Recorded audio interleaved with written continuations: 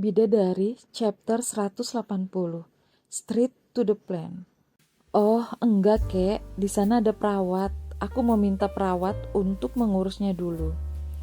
Halah, kesian bojomu le. Wis, kakek di sini ndak apa-apa. Ada les mana? Kamu pulang sana. Flashback off.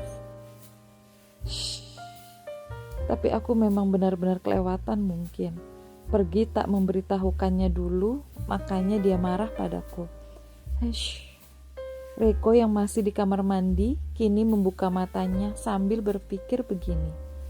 Reiko memang benar-benar lupa, bahkan ketika kakeknya mengingatkan pun, dia sudah buru-buru pergi untuk kembali ke Jakarta kala itu. Perasaan hatiku juga tidak enak melihat dirinya harus berjalan terpaksa keluar dari kamar.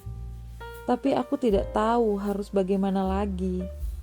Aku ingin menghubunginya di telepon juga, aku sulit. Apalagi aku di dalam pesawat bersama dengan Denny. Yah, tidak mudah memang kondisi Reiko saat kembali ke Jakarta juga. Orang suruhan papanya tetap bersama dengan dirinya.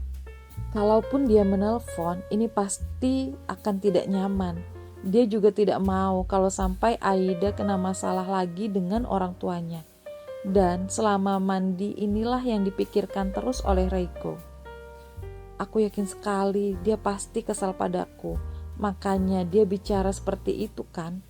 Pikir Reiko saat dirinya sudah memakai salin pakaiannya. Masih ada keinginan dalam hatinya untuk menjelaskan semua kepada Aida tentang kepergiannya itu. Tapi bahkan pas diriku datang, dia tidak peduli sama sekali dengan luka yang ada di wajahku. Namun Reiko mengurungkan niatnya itu saat dirinya menatap ke arah cermin. Luka di tulang pipinya itu harusnya terlihat jelas. Itu agak memar, tapi Aida tidak sama sekali menyinggung masalah ini dan dia terus saja bicara kala itu. Semuanya hanya berdasarkan perjanjian. Ingat Pak, hubungan kita tidak lebih dari pembantu dan majikan. Kontrak kerja sama bisnis, semua sudah diatur di atas kertas. Dan itu tidak lebih, dan bahkan Tuhan pun tahu kalau kita semua hanya pura-pura. Jadi slow aja, saya bukan istri Bapak. Dan hatinya memanas mendengar kata-kata terakhir dari Aida. Juga ketika tadi di dapur mereka bicara. Tangan Reiko mengepal saat matanya juga masih menatap ke arah cermin. Hanya berdasarkan perjanjian. Ya, kau benar. Aku sepertinya terlalu banyak memikirkanmu berlebihan dan menjadikanmu sebagai tanggung jawab kepada semuanya sudah diurus oleh perjanjian. Reiko menghempaskan nafas kesal saat pikirannya berbisik macam itu. Dia pun berjalan ke dalam kamarnya lagi. Hai, aku baru ambil makanannya, dengan Brigita yang juga membawa kantong makanan. Dia sepertinya turun ke bawah untuk mengambil sendiri barang belanjaannya itu. Makanlah dulu, aku masih ada yang harus aku kerjakan di ruang kerjaku. Heh, kamu gak mau makan sayang? Tapi aku sudah beli 2 loh, dan ini gak apa-apa kalau kita makan di kamar, gak akan bau kok. Ucap Brigita yang sepertinya tidak membeli seafood. Makanlah dulu, Bi. Reiko tersenyum sambil menepuk-nepuk kepala Brigita. Aku harus menyelesaikan beberapa urusanku. Kamu tahu kan tentang kebakaran yang aku ceritakan itu? Brigita tentu tahu. Bahkan seluruh Indonesia yang menonton televisi mungkin saja tahu. Hanya saja Aida memang tidak menyetel televisi. Dia tidak tahu berita ini dan apa yang terjadi pada Reiko.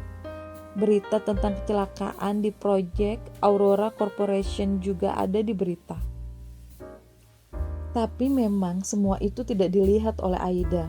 Makanya mendengar pertanyaan kekasihnya itu, Brigita tentu saja mengangguk. Apa ini gawat banget? Tapi katamu kakekmu sudah tidak apa-apa kan? Saat di bandara perjalanan pulang ke Jakarta memang Brigita juga menelpon. Dia menanyakan dan terlihat cemas.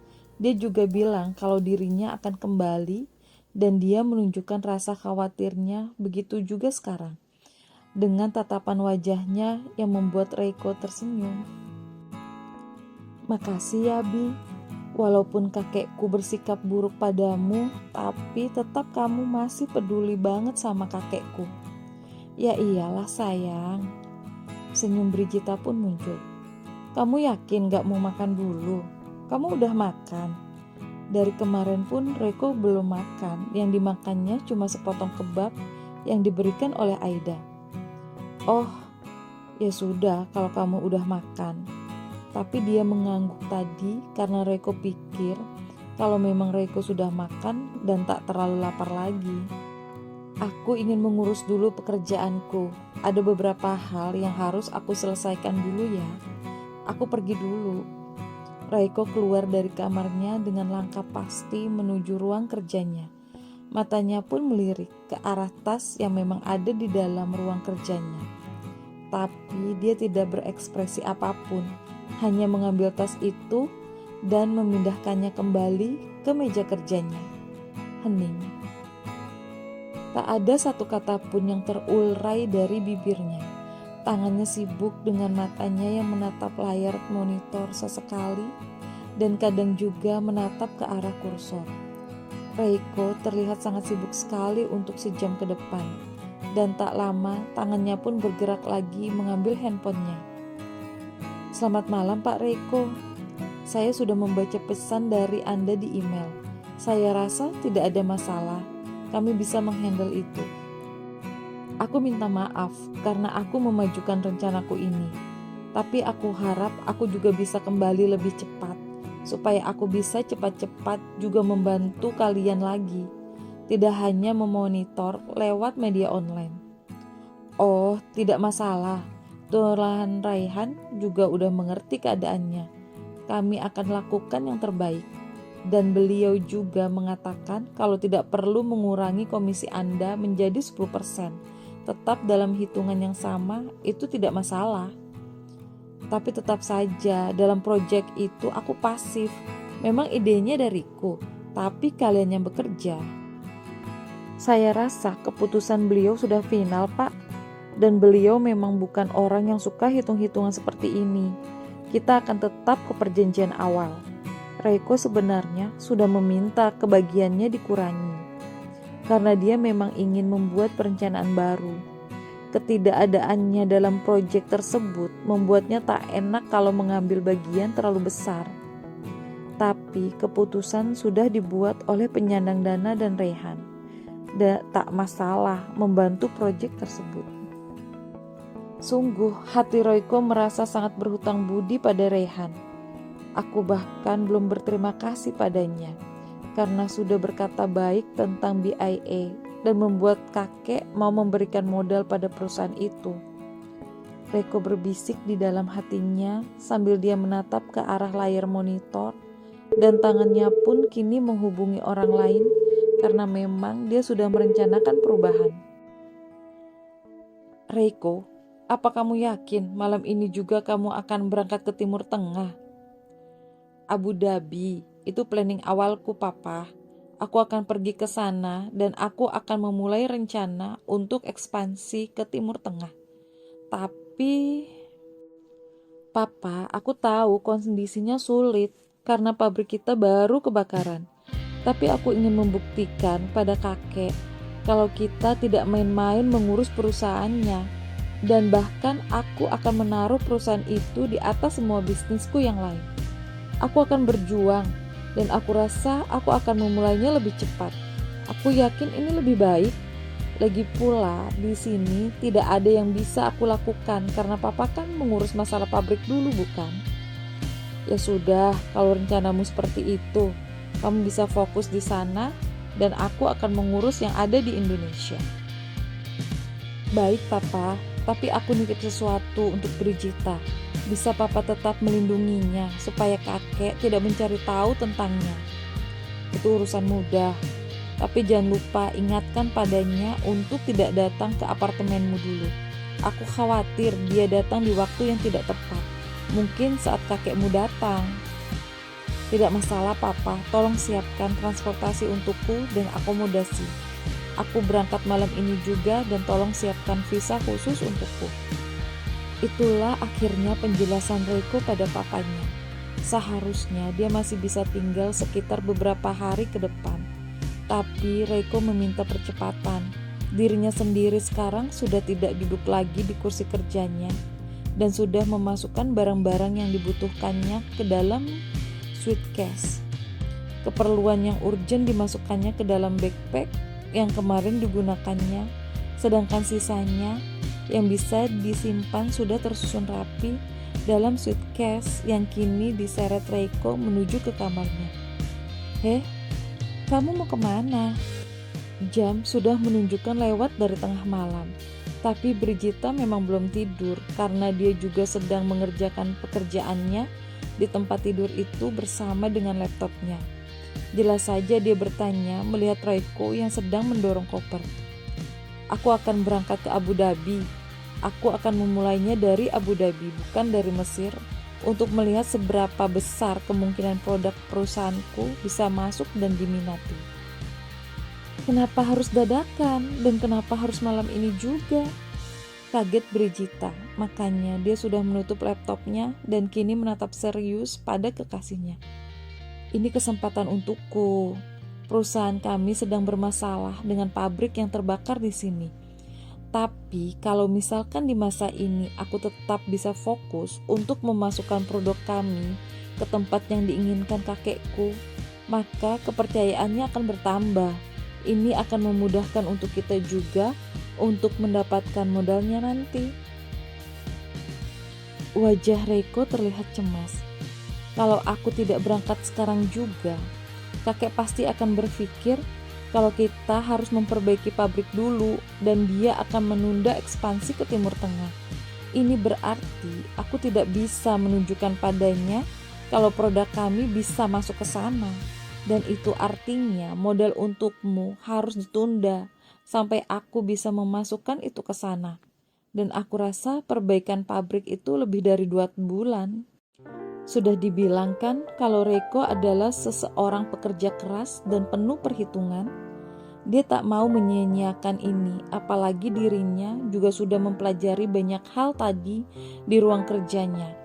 Dan ini juga yang membuat Brigitta tentu saja tidak mau meresikokan sesuatu dan sudah mengganggu pengertiannya. Aku pesan padamu untuk tidak datang ke tempat ini lagi. Maksudku, sampai aku datang kembali ke sini, karena aku tidak tahu apakah kakekku akan datang ke sini atau tidak. Kamu mengerti kan maksudnya?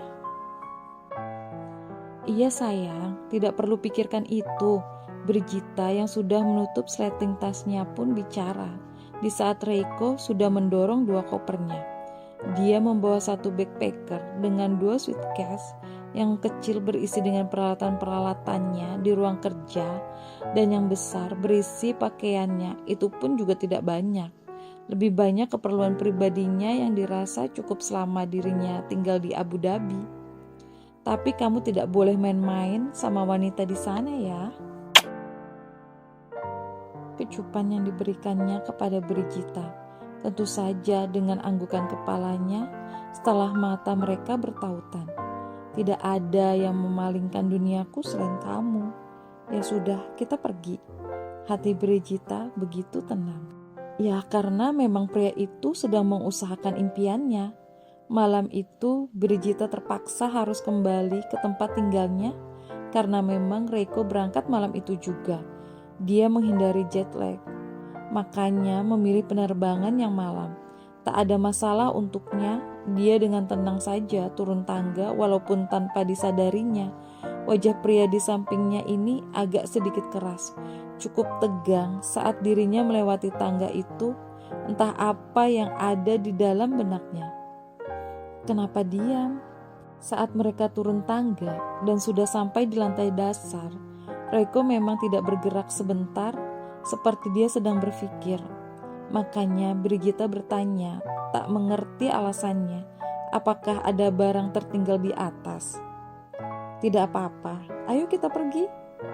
Entah apa yang diinginkan Reiko sebelumnya, tapi dia sudah melangkah kembali menuju ke pintu keluar. Tak sama sekali dia menengok ke belakang. Pandangannya tetap lurus menuju ke arah lift, bahkan dia tidak menengok Brigita yang ada di sisi sampingnya. "Kamu gak usah anterin aku aja yang anterin kamu ke atas." Mata Reiko pun melirik pada Brigita dengan senyum tipis. "Pengertian banget kamu. Maaf ya, aku gak bisa nganterin ke basement." "Gak apa-apa, hati-hati ya." Reiko menggunakan helikopter. Dia tidak menggunakan mobil pribadinya. Dan saat itu, Denny juga sudah menyiapkan helikopter di helipad atas gedung apartemennya. Hanya lambaian tangan dari Brigita yang terlihat ketika helikopter yang membawanya sudah tidak menapak lagi dan baling-baling berputar menjauh. Entah apa yang ada dalam benaknya tidak dikatakannya. Dia hanya fokus dengan handphone yang sebentar untuk mengirim pesan untuk seseorang. "Bersamaku ke Abu Dhabi, Denny." Anggukkan kepala terlihat darinya yang membuat Reiko mengerti kalau orang kepercayaan papanya itu akan menemaninya selama meninggalkan Indonesia. Ini juga yang membuat Reiko tak banyak bicara. Sampai di pesawat pun dia memilih untuk memejamkan matanya, meskipun perasaannya galau, membuat dirinya tak bisa tidur. Setengah perjalanan pun berlalu, dirinya masih juga tak enak. Hingga akhirnya mereka tiba di bandara internasional. Teleponnya bergetar, membuat Reiko menggerakkan tangannya mengambil benda pipi itu. "Halo, Dokter Alif."